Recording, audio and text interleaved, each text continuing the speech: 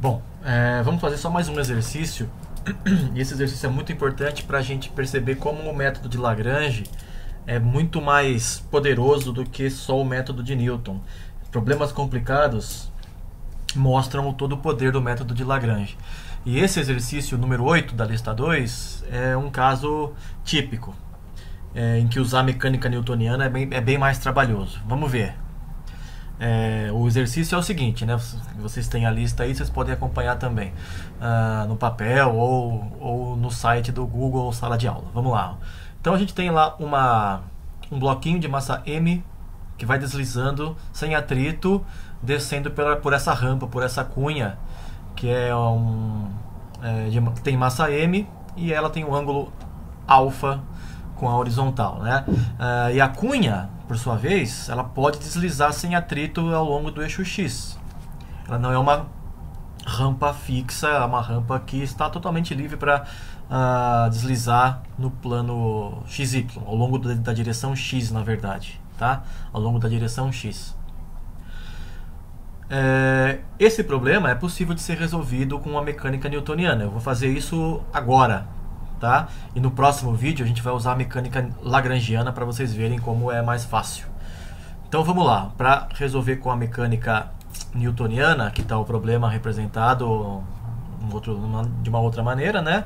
A massa mzinho ali descendo a rampa de massa mzão e a massa mzão pode deslizar.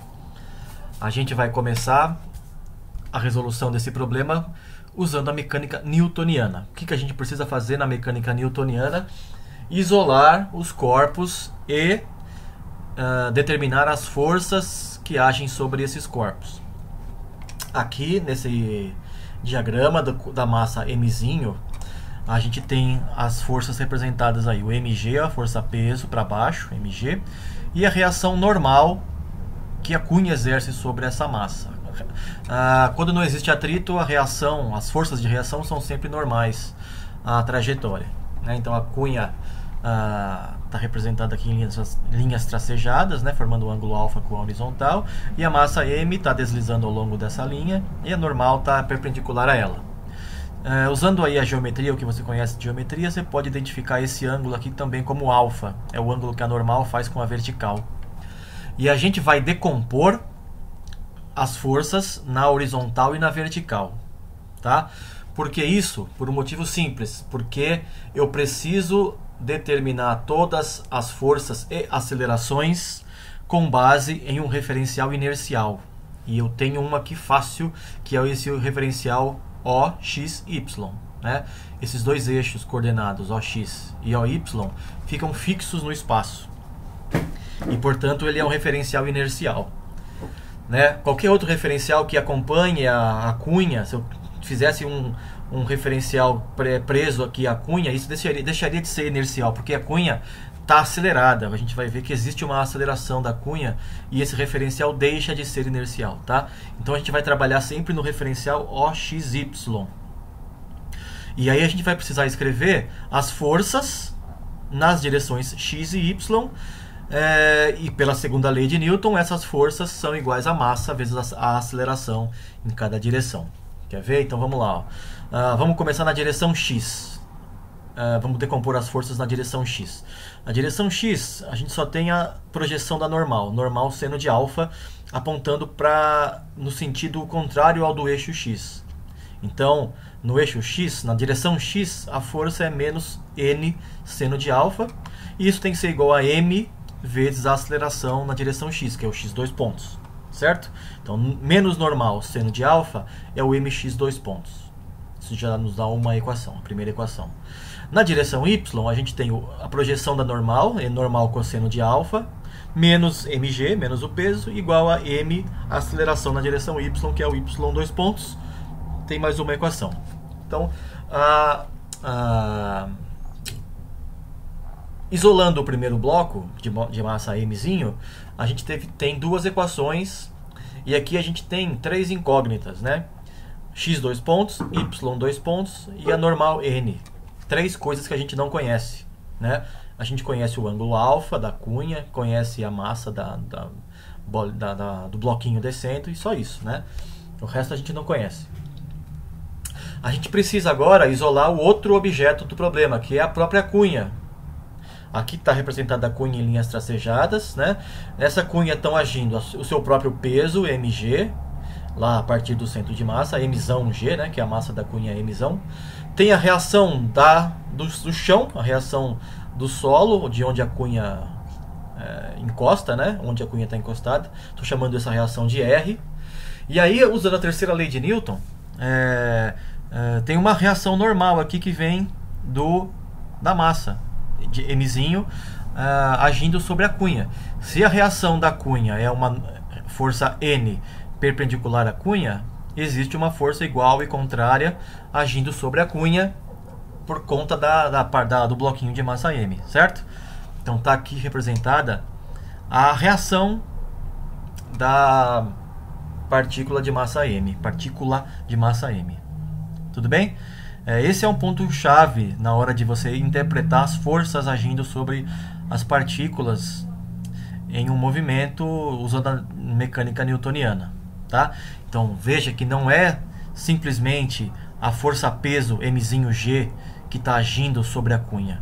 É a normal, porque a força-peso age sobre o bloquinho de massa mzinho, né? A massa do bloquinho age sobre o bloquinho. Quem age sobre a cunha é a força normal, que é a reação causada pela própria cunha sobre o bloquinho, e tem a força igual e contrária agindo sobre a cunha. Certo? Isso é importante de perceber. Bom, esse diagrama aqui pode ser transformado nesse daqui das forças, né? Colocando todas as forças, né, apontando para o mesmo ponto, né? Já que as partículas, que a gente está pensando que a cunha e o bloquinho são objetos pontuais, né? Mesmo que isso seja um pouco paradoxal, né? Mas mesmo assim a gente pode considerar que todas as forças agem sobre o centro de massa dos objetos. Isso é uma coisa que a gente vai ver quando falar de corpos rígidos indeformáveis, tá? Então a gente tem aqui o centro de massa do objeto, lá age a força peso dele, mzão g, a força de reação R do solo e a normal do bloquinho sobre a cunha. Bom, usando de novo a geometria, você pode identificar esse ângulo alfa aqui outra vez com a vertical, né? Que é normal, faz com a vertical. E aí a gente tem duas direções de novo, a direção x e a direção y. Eu estou identificando aqui a direção x como um xa, porque essa é a coordenada que eu vou usar para dizer qual é a nossa aceleração. xa, 2 pontos, é a aceleração. xa é a abscissa desse ponto A, né? Então, xa, 2 pontos, é a aceleração desse ponto A, mas como a cunha é um objeto sólido indeformável, qualquer ponto dessa cunha tem a mesma aceleração, que é igual a xa, 2 pontos, né? Vamos fazer então o balanço das forças sobre a cunha. Na direção xa, direção horizontal, a gente tem normal seno de alfa e só isso. Isso tem que ser igual a massa, mzão, vezes a aceleração da cunha, que é o xa, 2 pontos. Essa é a terceira equação. Na direção vertical, né, a gente tem a projeção da normal, que é o menos n cosseno de alfa. A normal aponta para, né, a projeção na vertical da normal aponta para baixo. Então é menos n cosseno de alfa, menos mzão g, mais r, tem que ser igual à aceleração vezes a massa, mzão ya 2 pontos. Né? Só que nesse caso o ya 2 pontos é zero, porque a rampa não perde o contato com o solo. Ela desliza para a esquerda ou para a direita, né? Ela desliza na horizontal, mas ela não desliza na vertical. Ela não sai da rampa, perdão, não sai do solo, não perde contato com o eixo x. Então a aceleração vertical da rampa é zero, tá? Essa equação então fornece a quarta equação que a gente precisa.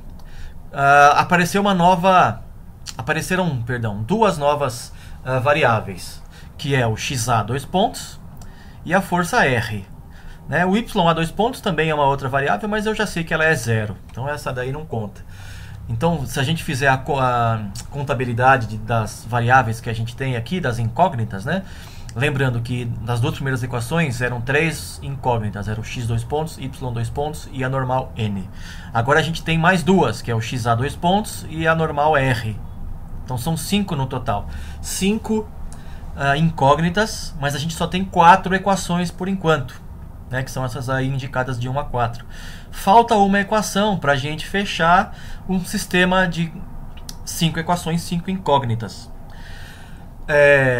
Essa equação, essa quinta equação, vem do vínculo que a gente precisa impor de que a massa mzinho está sempre em contato com a rampa, ela nunca perde o contato com a rampa, né? Assim como a rampa nunca perde o contato com o solo, isso também é um vínculo. Então tem mais um vínculo que é a massa mzinho nunca perde contato com a rampa. É fácil ver qual é esse vínculo, é só você olhar esse ângulo alfa aqui e identificar as coordenadas x, y e xa de alguma maneira com alfa. Se você vê a tangente de alfa, por exemplo, né? Tangente de alfa é igual a y sobre essa distância aqui, x menos xa. Isso é um vínculo, né? Qualquer que seja a posição da massa m ao longo da rampa, essa relação aqui é sempre válida. Tangente de alfa igual a y sobre x menos xa, sempre, tá? Então é um vínculo. É a quinta equação que a gente precisa. Eu só vou rearranjar um pouquinho, né, essa equação. Então eu posso escrever a partir daqui que y é igual a x menos xa tangente de alfa. E aí derivando derivo duas vezes, escrevo que o y dois pontos é o x dois pontos menos xa dois pontos tangente de alfa. Tangente de alfa é constante, né, então não interfere na derivada, ela só fica lá multiplicando. Certo? Então essa aqui é a quinta equação que veio desse vínculo aqui. Certo? Então a gente tem 5 equações e 5 incógnitas, formando um sistema de 5 equações e 5 variáveis, né? Que em princípio você consegue resolver para todo mundo, para 5 incógnitas que você tem aí.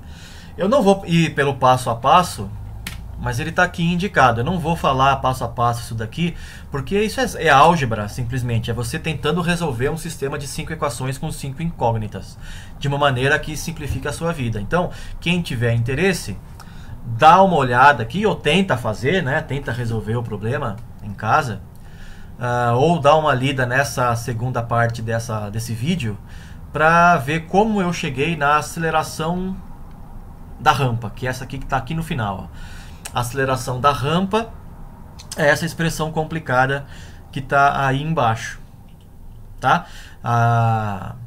Eu espero que vocês tenham percebido que você tem que conhecer, ou tem que estar muito experiente na hora de encontrar as forças, para não fazer nenhuma hipótese errada. Por exemplo, se você tivesse colocado, ao invés dessa normal aqui, simplesmente a força peso mzinho g aplicada na rampa, você estaria cometendo um erro, né? Como eu já comentei antes. Então você tem que ter muito cuidado. Esse tipo de cuidado que a gente precisa ter na mecânica newtoniana é que se complica a nossa vida, porque qualquer erro é fatal, né? Além do que, a gente tem que sempre trabalhar com forças de reação e pensar na terceira lei de Newton. Uma força age num objeto a partir de outro, então o outro age sobre o com uma mesma força em sentido contrário, né? Então é uma série de detalhes que a gente precisa prestar atenção, o que faz com que o problema fique mais complicado. Além do que, a gente acaba encontrando mais equações do que os graus de liberdade que o problema tem. Então a gente achou aqui 5 equações, né? Na verdade, para uma única coisa que a gente queria, que era a aceleração da cunha, né? Porque a massa desce, a massa mzinho vai descendo, e ao mesmo tempo a cunha deve ir para direita, né? Para manter, bom, depois eu vou falar por que isso acontece, mas acho que você tem que intuitivamente perceber por que isso acontece, né? Ó, a massa mzinho vai descendo pela rampa e a cunha vai caminhando para direita, né? Porque ela pode deslizar sem atrito ao longo do eixo x. Então a gente precisa sempre considerar mais equações do que necessário, do que são os graus de liberdade. Além do que, tem que considerar todas as forças e todas as forças de reação. Então esse é um limitador na mecânica newtoniana, tá? E aí a gente acaba recaindo em sistemas com mais equações e mais incógnitas do que o necessário para resolver o problema. Tudo bem? No próximo vídeo eu vou falar em como resolver esse problema usando a mecânica lagrangiana, e aí eu espero que fique mais evidente como é mais fácil usar a mecânica lagrangiana nessas situações de problemas mais complicados, tá bom? Então até daqui a pouco no próximo vídeo.